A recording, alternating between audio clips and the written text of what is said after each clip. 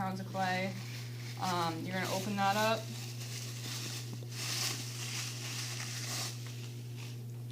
And you don't need to use all of it just to make the head and body. So I'm going to go ahead and actually rip off maybe a third. Whenever we don't use any clay and it's nicely wedged, just go ahead and put it back in the bag so it doesn't have to dry out on you, so that will happen. And the first thing you're going to do is make the body.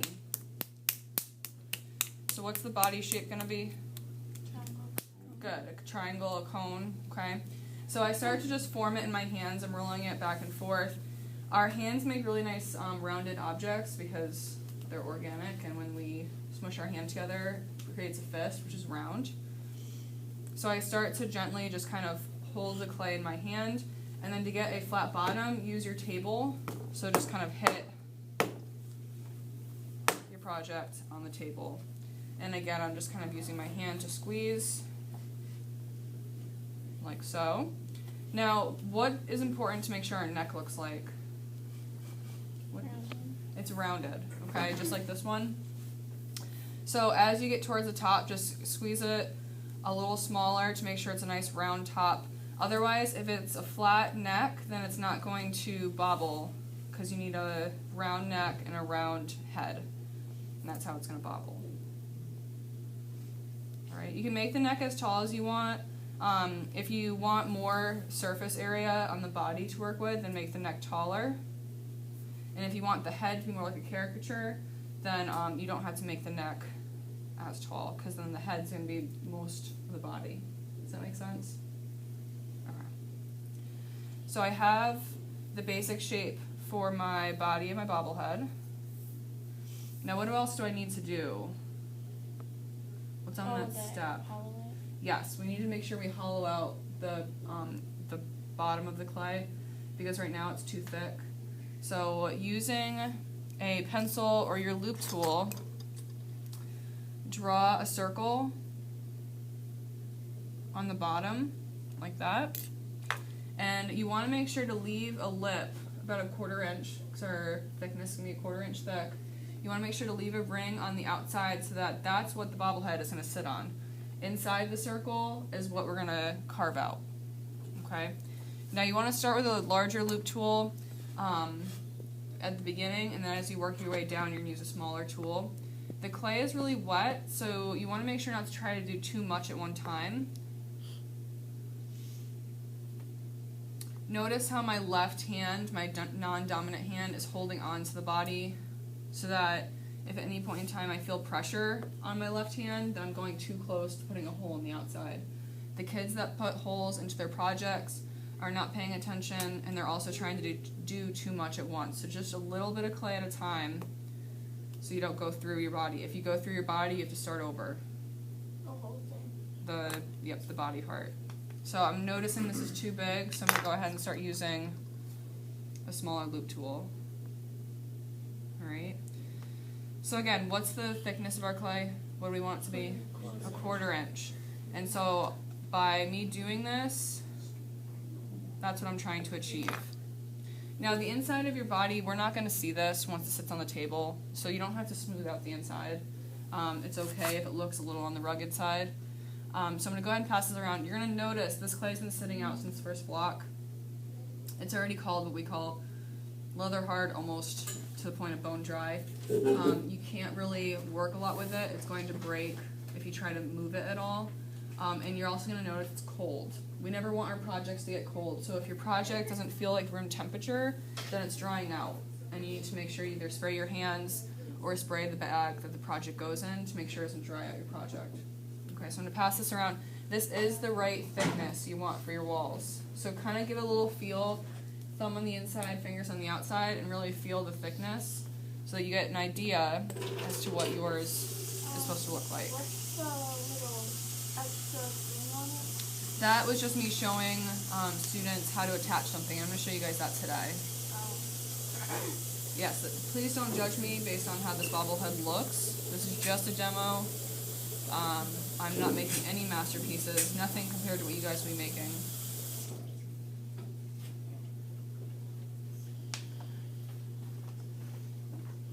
You guys feel how cold it is? Yeah. Definitely don't want that. Pretty cool. As I get towards the neck part, so I'm about here. I'm about here in the, like all the way up. When I get to about here, I'm going to go ahead, okay. When I get to about here, I'm going to go ahead and actually drill and pull to get out some more clay. So just kind of take your time with it. Alright, we don't want to ruin our project.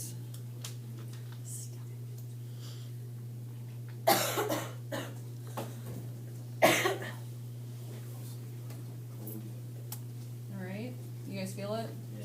Okay.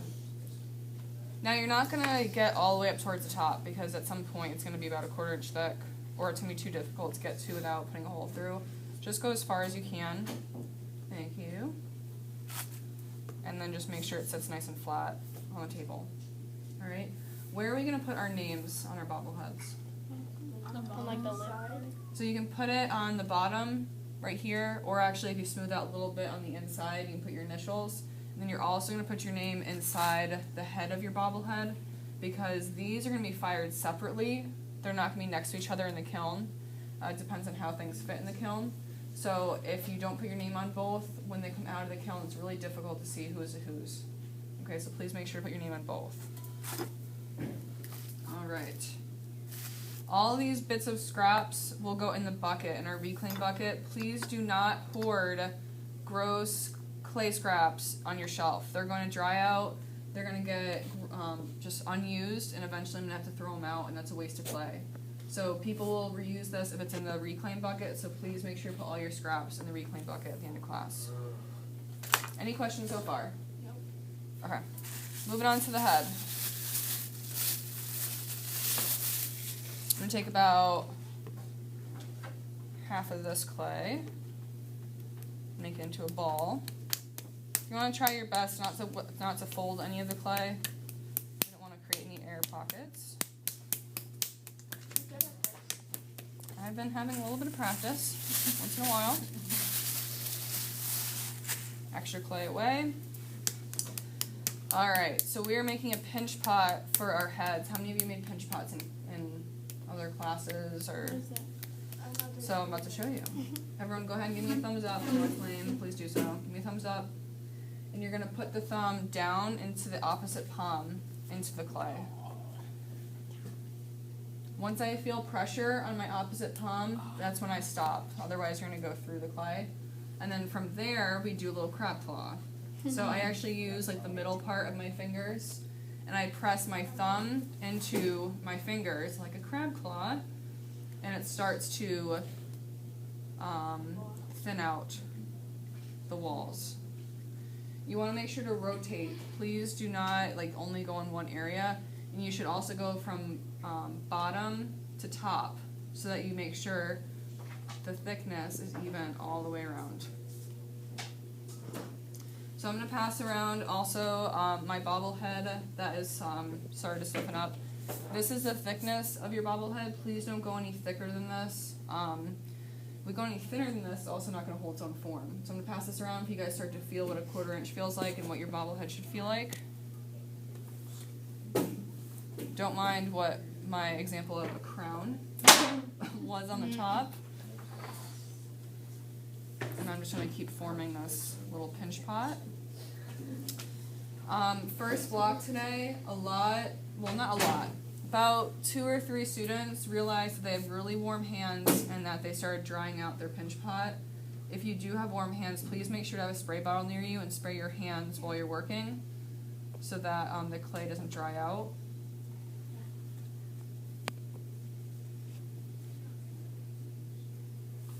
I also saw some kids going like this and trying to go this way. Using 2 thumbs, you're going to open the opening of the bobblehead too wide, and you're going to actually like flatten the piece. So make sure to only have 1 thumb on the inside as you're working.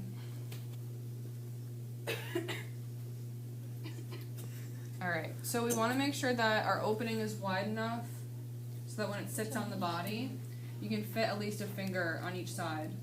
Otherwise, then the opening is too small and it's not going to move back and forth. Okay, Now they're gonna bobble much better once these are fired. They're a little sticky right now, but do you see how it's starting to look like the bobblehead? So that's how big it's supposed to be. You can have the head a little Or like longer. height-wise, I mean. Thomas, do you want to grab me a ruler real quick? Did I literally make a mushroom? Pretty. I know. I was I've gonna. had a lot of students make mushrooms. Yeah, I was about to make a mushroom. I can't do anything. So this one's about 4 3/4, and this one is about 4 1/2. So yeah, about the right size. You want 4 to 6 inches. Okay. All right. So any questions about making the basic shapes of the head and body? So if you have your opening too narrow, it's not going to bobble correctly. You want to make sure it's wide enough to bobble. And the last step I wanted to show you guys was the most important part, and that's scratching and slipping. Scratching and slipping is how you glue pieces of clay together. Without scratching and slipping, your clay falls apart. If I did not scratch and slip this little crown to the head, as the clay starts to dry, it shrinks, and it actually will just pop right off. Same with the little arm right here. So it's important that we scratch and slip in order for things to stay on. So you're going to grab a little bit more of your wedged clay.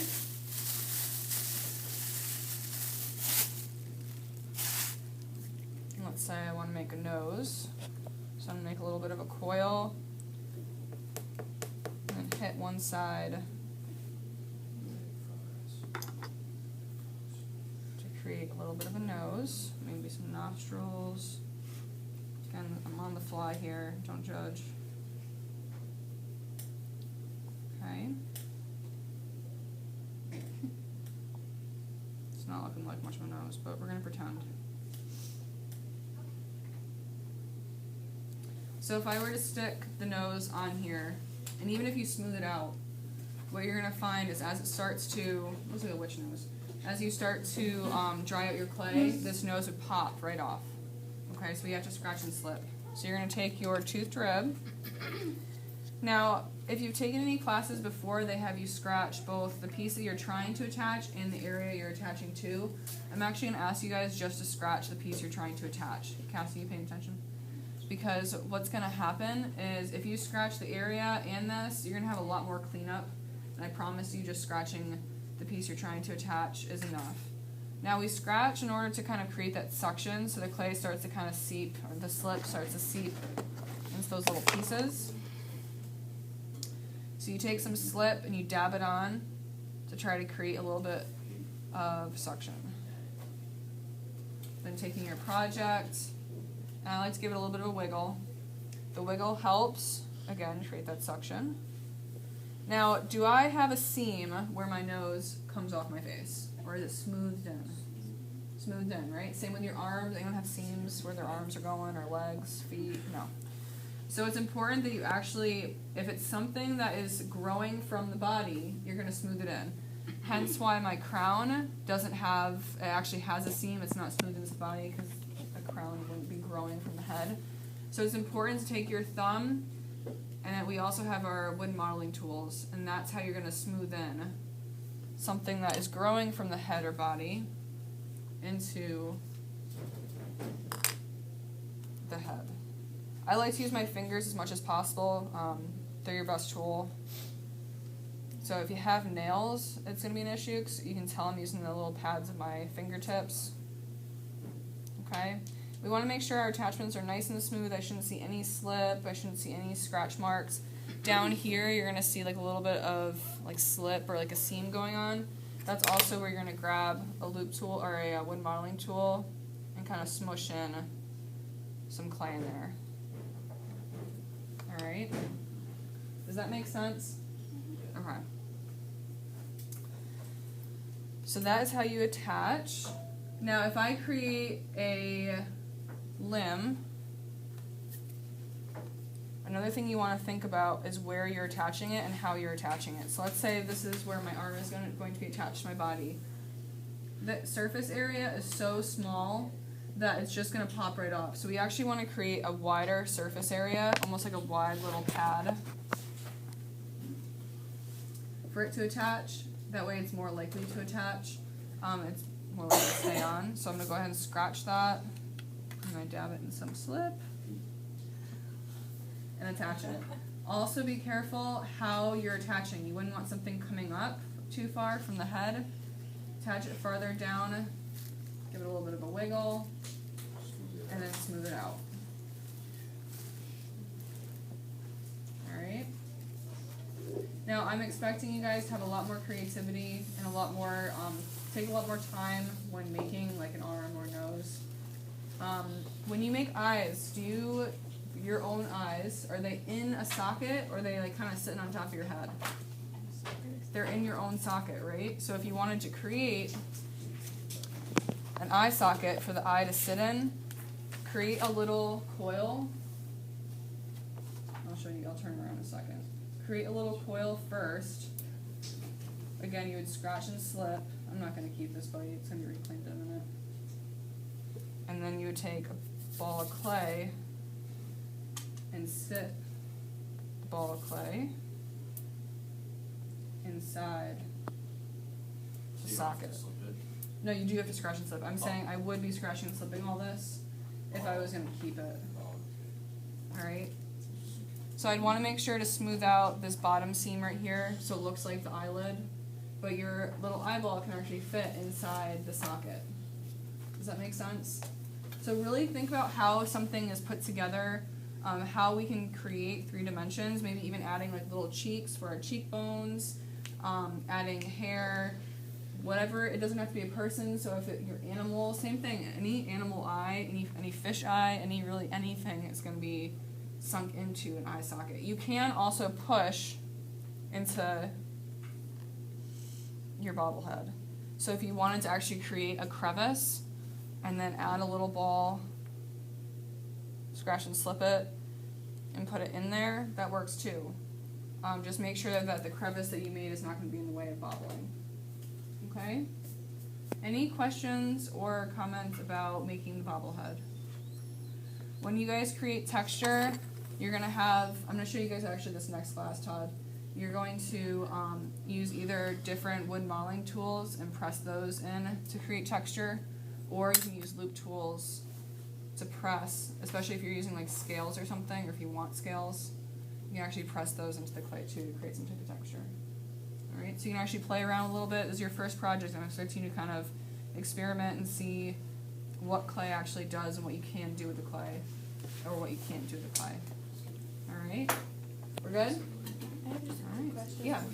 With my project, I was planning on doing like an explosion thing on the base. Yes. So, would I hollow everything out, even the nose too? So would I have a bigger hollow than everybody else? I would have almost, sketches over there too. we might have to modify the shape. You might have even more of a wider Yeah. base in the bottom than someone who's just doing a normal like Okay. body of a bobblehead. Alright, thanks.